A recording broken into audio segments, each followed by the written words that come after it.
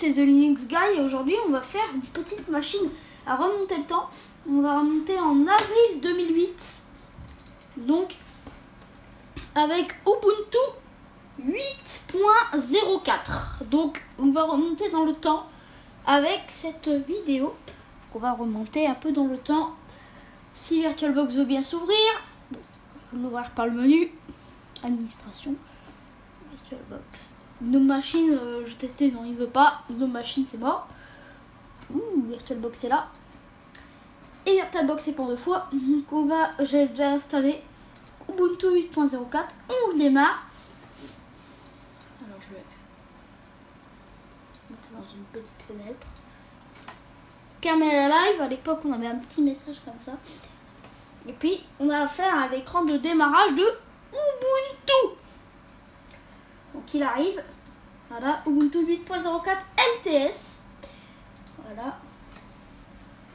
Donc écran de démarrage un peu au début à la Windows XP, puis après à la OS X.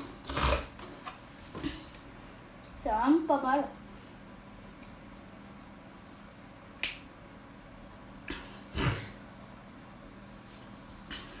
Donc voilà.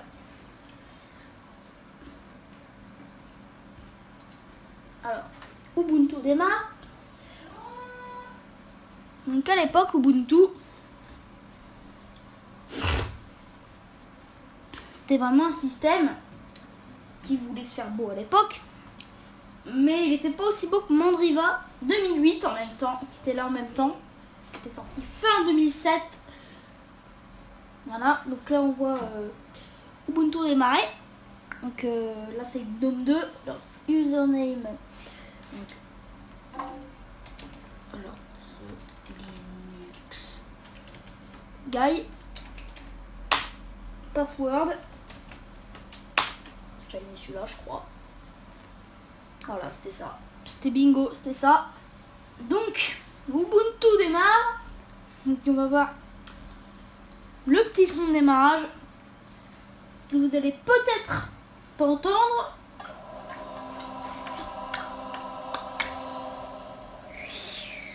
Voilà, le petit fond d'écran d'Ubuntu de l'époque. Tout le monde s'en rappelle. Alors, donc à l'époque, Ubuntu c'était ça. Ubuntu 8.04. Donc il y avait l'environnement de bureau GNOME 2. Voilà. Il y avait là. Donc c'était quelle version? Il y avait quel nom cette version? On va regarder. Système. Donc qui est à propos d'Ubuntu. Et Ubuntu à l'époque était basé sur GNOME 2. Donc voilà. Hardy Heron, c'était son nom de code. Hardy Heron. Sorti en avril 2008. Voilà. Alors, The Linux Guy, bien sûr, en haut. Voilà. Donc à l'époque, on avait Internet, on avait déjà un peu tout. Alors, je vais dans administration, je vais gérer les dépôts. Je vais remplacer des anciens, si ça marche vraiment comme ça, je connais plus du tout Ubuntu. Ce soir date, je sais. 10.04 dans tes rêves. Je passe pas sur la 18.04. Et là, on fait un check. Donc là, on tape le mot de passe administrateur. Ok. Donc, tac, et normalement, on va avoir une petite erreur. Voilà. Parce que c'est les vieilles sources. Voilà, c'est les vieilles sources. Je crois qu'il faut taper all.ubuntu.com. On peut faire l'upgrade vers 10.04 LTS. Si vous voulez, on fera l'upgrade, hein, si vous voulez. Mais, voilà, on fera l'upgrade si vous voulez. Donc, dans le système, on avait les préférences. Voilà, donc on a apparence, propos de moi, application préférée, Bluetooth, bureau à distance, chiffrement trousseau, clavier, configuration, la méthode de saisie, etc. On avait Palm OS. Ça c'était à l'époque, hein. On avait des palmes. Résolution d'écran, les raccourcis clavier, les sessions, le son, la souris. Bon, c'est pareil, classique de GNOME 2. Donc c'était vraiment un vieux GNOME. Hein. À l'époque, c'est un GNOME 2.22.3. Voilà. On a les mises à jour ici. on aura la connexion internet ici. On va pouvoir avoir le wifi, le son. Donc là c'est le calendrier et là c'est pour éteindre. Donc, si je vais là, voilà, c'est le. En fait, c'est ce que vous connaissez maintenant sur un autre nom. Ça s'appelle Mate. Voilà. L'environnement bureau MATE. Mate, c'est donc. Mate, c'est donc le digne héritier de Gnome 2 qui est là présent. Donc si vous voulez un environnement de bureau qui ressemble à ça, prenez Ubuntu Mate. Hein. Donc voilà, vous avez déjà Synaptic à l'époque. Voilà, il était déjà là. On avait tout ça. Source de mise à jour. Et là je crois qu'il fallait changer un truc. Voilà, main, source code, updates. Et je crois qu'il fallait changer les dépôts. Les dépôts, il fallait les changer. Voilà, je crois qu'il fallait changer ça par des hold. Voilà, le CD, archivecanonical.com. Alors ça, je vais le mettre. Ça, je vais cocher. Et je vais faire un add.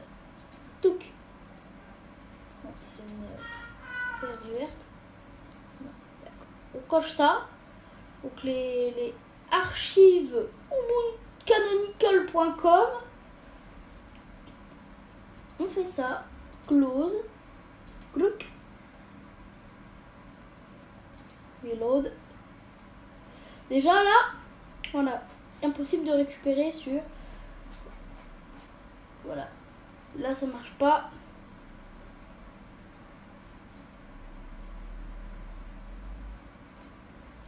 Voilà. Il n'arrive pas à les trouver. Car tout est mort malheureusement. C'est Ubuntu 8.04, faut remplacer, je crois, c'est un truc par des all.archive pour Ubuntu. Je sais plus comment ça marche. Donc ce soir, on avait une analyse d'utilisation des disques déjà. Bah oui, hein, c'était Gnome, c'était quand même relativement complet. On a la calculette, capture d'écran, donc un outil de capture d'écran, le dictionnaire, l'éditeur de texte. Donc ça c'était voilà, bon c'est un éditeur de texte basique, hein. Il s'appelle comment? Je vais l'ouvrir. Déjà il est en anglais, alors mon Ubuntu est en français. C'était Gedit déjà à l'époque. Ouais, voilà, c'était déjà en français à l'époque l'application. Gérer les tâches d'impression, on a les mots de passe avec le chiffrement, les notes, donc c'est des petits trucs, des petits post-it là comme dans Windows 7. Outil de recherche tracker, la table des caractères et puis le terminal. On va voir un petit coup, le noyau Linux d'ailleurs, avec un petit. On va voir un terminal. Tic. Alors, on va faire un uname-a.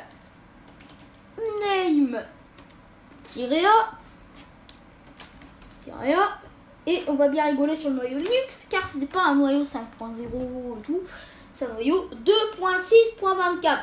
Voilà, c'est un très très vieux noyau Linux. Après, on essaiera de grader, vous allez voir la différence de thème à l'époque.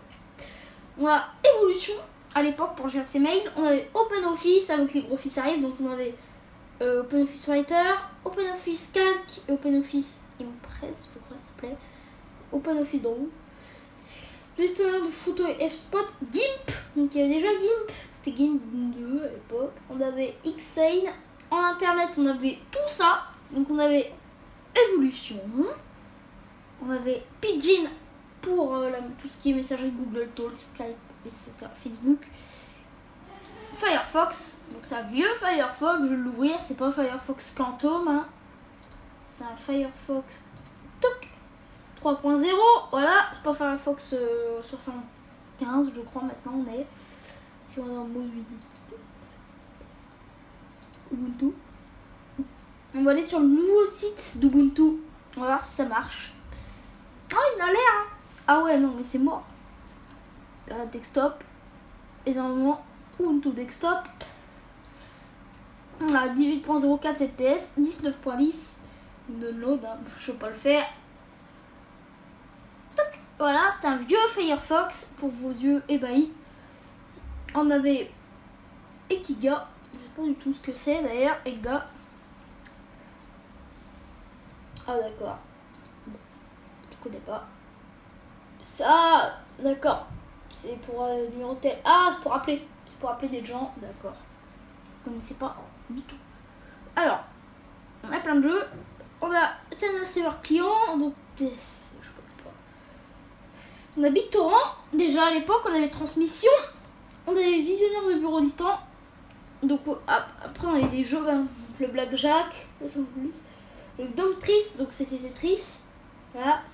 Un jeu d'échecs. Le Mahjong. Les mines. Nibbles, puissance 4, robot, c'est le gnome. Voilà, solitaire fricelle, solitaire et Solrod, Sudoku, Tali et Tetris. Et il y avait pas mal de jeux. Son et vidéo, alors, lecteur vidéo. On avait Rhythm Box déjà à l'époque, on avait Bras Zero. Alors là, c'est Totem. Au moins, il se masse pas derrière un nom vidéo comme dans le Gnome 3. Donc c'est Totem. Voilà, Totem de 22. On va essayer après, si vous voulez, de mettre à jour. Donc on a Bras Zero, Rhythm Box, et puis voilà. Ajouter, supprimer. Donc ça, c'est comme nos Windows. Je vais vous montrer. C'était la Logitech. C'est la Logitech Ubuntu en fait. C'était la Logitech Ubuntu de l'époque. Hein. J'en avais un peu tout. Et dans Internet, est-ce qu'on a des trucs? On n'avait pas Google Chrome à l'époque. Hein. On n'avait pas Chromium. À l'époque, on était quand même début 2008. Hein. Voilà, donc les places, on avait le home, desktop, document musique, image vidéo, c'est marrant, c'est pas traduit bien, poste de travail, créateur CD DVD, je suis sûr c'est vous la Bras Zero, le réseau, connect to serveur, rechercher des fichiers, etc. On avait quand même pas mal de temps. On va aller dans les mises à jour, tiens, et on va aller bien se marrer, on va voir si on peut passer à Ubuntu 10.04. On fait upgrade. Et là, voilà, downloading de Break Tool. Upgrade Tool. Voilà. Alors, on a une connexion qui dépote. Alors, voilà. Voilà, impossible de récupérer. Donc là c'est mort. On peut pas upgrader vers... Voilà, on peut pas upgrade. Dommage. Donc voilà, ça c'était un peu Ubuntu 8.04 en gros. On va quitter. Donc là c'était shutdown. Et là Ubuntu s'arrêtait. Donc là avec le même écran qu'au démarrage. Donc c'était le même écran qu'au démarrage. On avait voilà. Sauf que là la barre était à l'envers. Et donc voilà. Donc voilà, Ubuntu s'arrêtait. Donc c'était The Linux Guy et puis je vais terminer l'enregistrement. Ciao.